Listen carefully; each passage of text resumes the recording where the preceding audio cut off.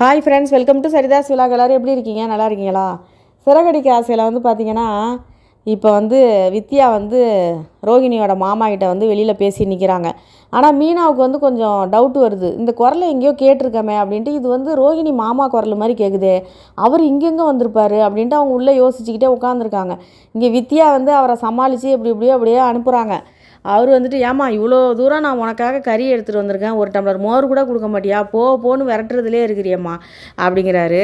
உடனே ஏன் நிலமை புரியாமல் பேசாதையா, நீ முதல்ல கிளம்பியா முதல்ல அப்படின்னு சொல்லிட்டு இவங்க கிளப்பி விட்டுறாங்க. நீங்கள் கிளம்புங்கன்னு சொன்னோன்னா அவர் இப்படி நவந்துடுறாரு. இப்படி திரும்புகிறாரு. அதுக்குள்ளே நம்ம மீனா வெளியில் பார்க்கலான்னு வெளியில் வராங்க. வந்தவொடனே இப்போ ஒரு குரல் கேட்டுச்சே, அது யார்? ரோகிணியோட மாமா குரல் மாதிரி இருந்தது, எனக்கு ரொம்ப கேட்ட குரல் மாதிரியே இருக்கே அப்படிங்கிற மாதிரி அவங்க அங்கேருந்து கேட்குறாங்க. அவர் எங்கே, நான் பார்க்கணும், அவர் குரலை நான் எங்கேயோ கேட்டிருக்கேன், அவர் எங்கள் வீட்டுக்கு வந்த மாதிரியே எனக்கு தோணுது அப்படிங்கிற மாதிரி மீனா கேட்குறாங்க. உடனே வித்யா இப்படின்னு சொல்லி சமாளிச்சிட்றாங்க. சமாளித்த உடனே மறுபடியும் என்னன்னாக்கா, சரி நான் கிளம்புறேன் வித்யா, டைம் ஆகிடுச்சி, வீட்டில் வேறு கெஸ்ட்டு வந்திருக்காங்க, அவங்கள விட்டுட்டு நான் இங்கே வந்திருக்கேன் அப்படின்னோடனே, இல்லை கறிக்கடைக்காரர் தான் இப்போ கொண்டாந்து கறி கொடுத்துட்டு போயிருக்காரு. கண்டிப்பாக உங்களுக்காக தான் இந்த கறியை நான் வாங்கினேன். இப்போ நான் சமைக்கிறேன், நீங்கள் சாப்பிட்டு தான் போகணும், இவ்வளோ தூரம் எனக்காக வந்திருக்கீங்க, என்னை சாப்பிட்டு தான் போகணுன்னொன்னே மீனா சொல்லி பார்க்குறாங்க. கேட்கல. சரின்னு சொல்லிட்டு உள்ளே போயிட்டு இவங்க கறி எடுத்துகிட்டு உள்ளே போயிடுறாங்க. இந்த பக்கம் என்னென்னா, ரோகிணி முடிஞ்ச அளவுக்கு கிறிஸ்துக்கிட்ட சொல்லிட்டாங்க, நான் தான் உன் அம்மா அப்படின்னு. கிறிஸ்து அவர் மனசில் உள்ளதெல்லாம் அவர் சொல்லிகிட்டு இருக்காரு. குட்டி பையன் என்ன சொல்லிகிட்டு இருக்காருன்னா, ஸ்கூலில் இதை மாதிரி எனக்கு அம்மா அப்பா இல்லைன்னு சொல்லிட்டு என் ஃப்ரெண்டெல்லாம் என்னை கிண்டல் பண்ணுறாங்க, நீ ஸ்கூலில் நான் தான் உன் அம்மானு எல்லாத்தையும் சொல்லு அப்படின்னு சொல்லி கிறிஸ்து கூப்பிட்றான். உடனே ரோகிணி சொல்கிறாங்க, இப்போதைக்கு என்னால் ஸ்கூலுக்கெல்லாம் சொல்ல முடியாது, உன்னை நான் தான் உன் அம்மானு இப்போதைக்கு யாருக்கிட்டையுமே என்னால் சொல்ல முடியாது அப்படின்னோடனே, அப்போ எப்போ தான் சொல்லுவேன் அப்படின்னு சொல்லி கிறிஸ்து கேட்குறான். உடனே அதுக்கு ஒரு நேரம் வரும்னே, அந்த நேரம் எப்போ வரும் அப்படின்னோடனே, வரும் நான் சொல்கிறேன், அப்போ உன்னை நான் இங்கே கூப்பிட்டு வந்துடுவேன், அது வரைக்கும் நீ பாட்டி கூட சமத்தாக இருக்கணும் அப்படின்னு சொல்லி பேசி புரிய வச்சிட்றாங்க.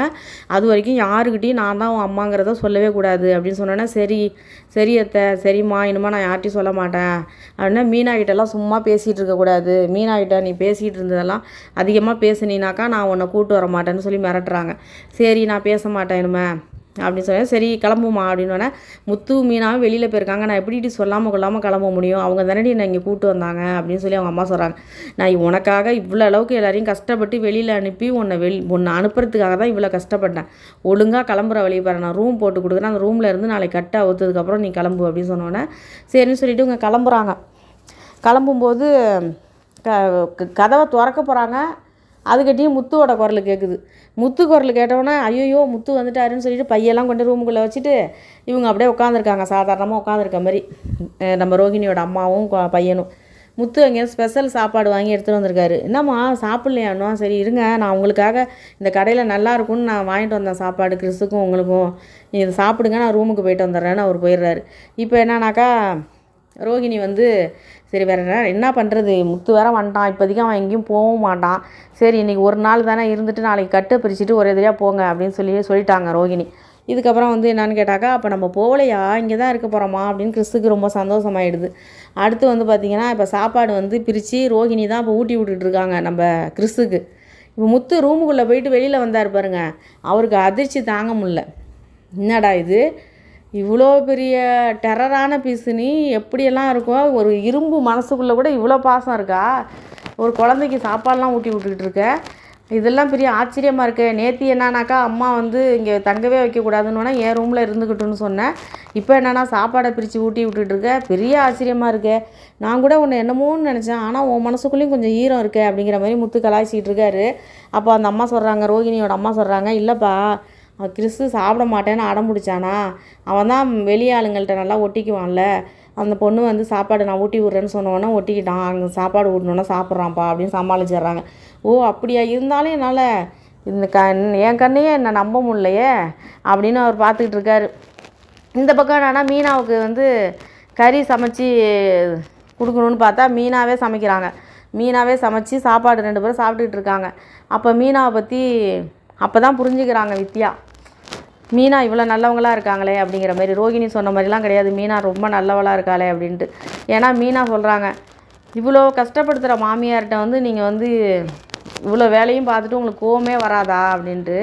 அதுக்கு மீனா சொல்கிறாங்க, எனக்கு கோவம் வரும், அந்த கோவத்தை நான் எப்படி காட்ட முடியும், அவங்க 2 பேரும் பணக்கார வீட்டிலேருந்து வந்திருக்காங்க, நான் சாதாரண ஏழை வீட்டு பொண்ணு. நான் போயிட்டு அவங்கள்ட்ட கோவப்பட்டுக்கிட்டு என்ன பண்ண முடியும்? எனக்கு இவ்வளோ நல்ல புருஷனை பெற்று கொடுத்துருக்காங்கல்ல, அதுக்காக வேண்டினாலும் நான் அவங்களுக்கு காலங்காலத்துக்கு நான் அவங்களுக்கு நன்றி கடன் பட்டிருக்கேன் அப்படிங்கிற மாதிரிலாம் பேசுகிறாங்க. மீனா வந்துட்டு எல்லோரும் நல்லா இருந்தால் போதும், வேறு எதுவுமே எனக்கு சந்தோஷம் கிடையாது, எனக்குன்னு எந்த ஆசையும் கிடையாது. எங்கள் வீட்டில் என் தம்பி தங்கச்சி அம்மாலாம் நல்லா இருக்கணும், இந்த வீட்டில் எல்லோரும் நல்லா இருக்கணும், எல்லோரும் சந்தோஷமாக இருக்கணும், அவ்வளோதான். மற்றபடி எனக்குன்னு வேறு எதுவுமே இல்லை. எனக்கு நல்ல புருஷன் கடவுள் கொடுத்துருக்காரு, அது ஒன்று போதும் எனக்கு அப்படிங்கிற மாதிரி அவங்க சொல்கிறாங்க. இதையெல்லாம் கேட்கும்போது வித்யாவுக்கு ரொம்ப ஆச்சரியமாக இருக்குது. இவ்வளோ ஒரு நல்ல பொண்ணா, இவ்வளோ கஷ்டத்தையும் தாங்கி எல்லாரையும் நல்லா இருக்கணும்னு நினைக்கிறாங்களே அப்படிங்கிற மாதிரி ரோஹிணி மீனாவை பற்றி புரிஞ்சு வச்சுருக்கிறதெல்லாம் தப்பு, மீனா இவ்வளோ நல்லவளாக இருக்காளே அப்படிங்கிற மாதிரி வித்யாவுக்கே ரொம்ப ஆச்சரியமாக இருக்குது. இப்போ பார்த்திங்கன்னா வீட்டில் மீனாவும் வந்துட்டாங்க. அங்கே மீனா வந்துட்டு ஒரு கண்ணாடி வாங்கிட்டு வந்து கொடுக்குறாங்க கிறிஸுக்கு, கூலிங் கிளாஸ் மாதிரி ஒன்று வாங்கிட்டு வந்து கொடுத்துட்டு, நாளைக்கு கட்டு பிரித்தோன்னே இதை கண்ணில் போட்டுக்கணும் நீ அப்படின்னு சொல்லிட்டு வாங்கிட்டு வந்து கொடுக்குறாங்க.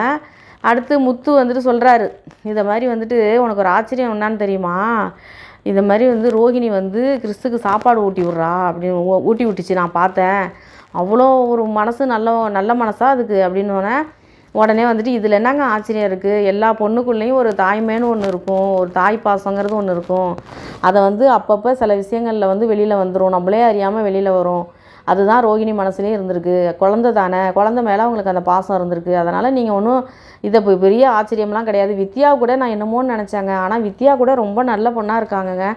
எனக்காக வந்து கறியெல்லாம் வாங்கி சமைச்சி சாப்பாடு சாப்பிட்டுட்டு தான் போகணுன்னு என்னை கட்டாயப்படுத்தி என்னை சாப்பிட சொல்லி தாங்க அனுப்புனாங்க.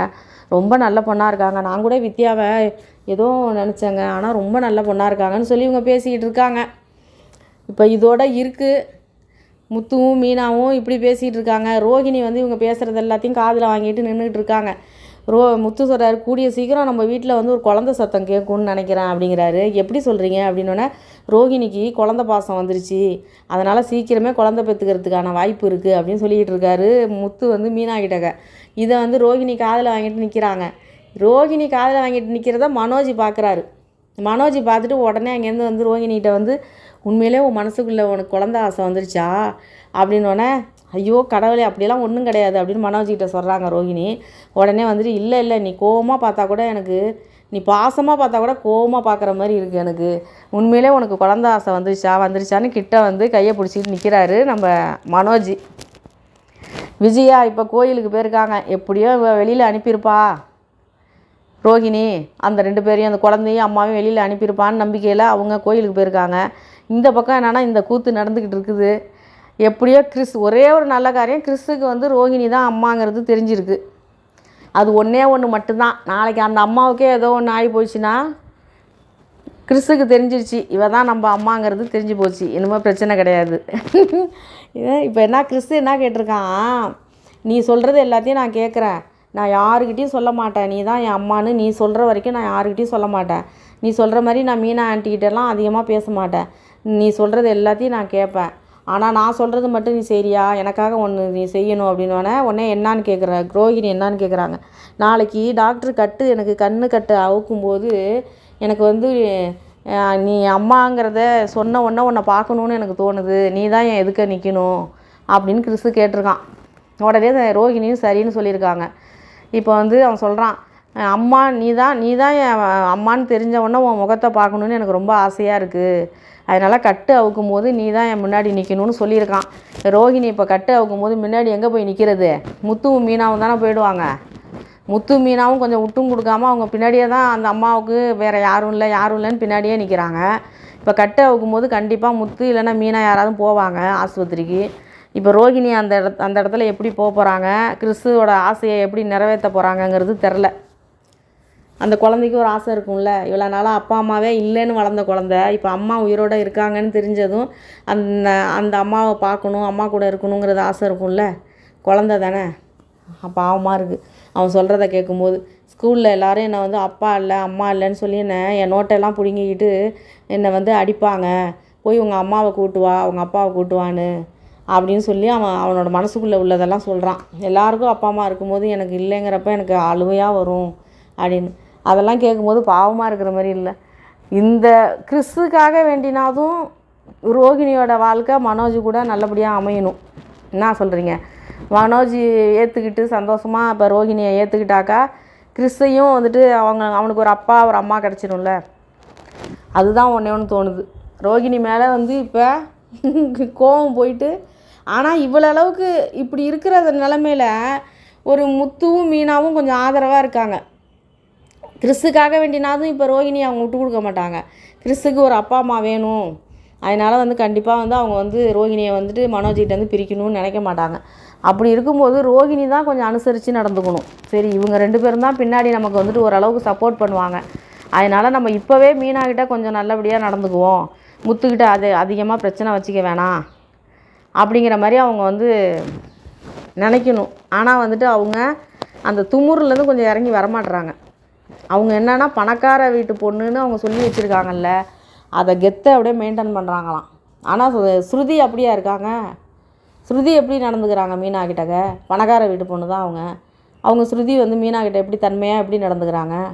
அதேமாரி இவங்க நடந்துக்க வேண்டியதானே. இவங்க என்னத்துக்கு அப்படி வந்து அவ்வளோ கோபம், முத்து மேலே உள்ள கோபத்தை மீனா மேலே காட்டுறாங்க. அவங்க 2 பேரும் அந்த வீட்டில் பெரிய ஆளுங்க மாதிரி இருக்கக்கூடாது, எல்லாமே நம்ம சொன்னது தான் நடக்கணும், முத்து சொன்னது இந்த வீட்டில் நடக்கக்கூடாது அப்படின்னு ரோகிணிக்கு எண்ணம். சரி பார்க்கலாம், இன்றைக்கி இதோட முடிச்சிருக்காங்க.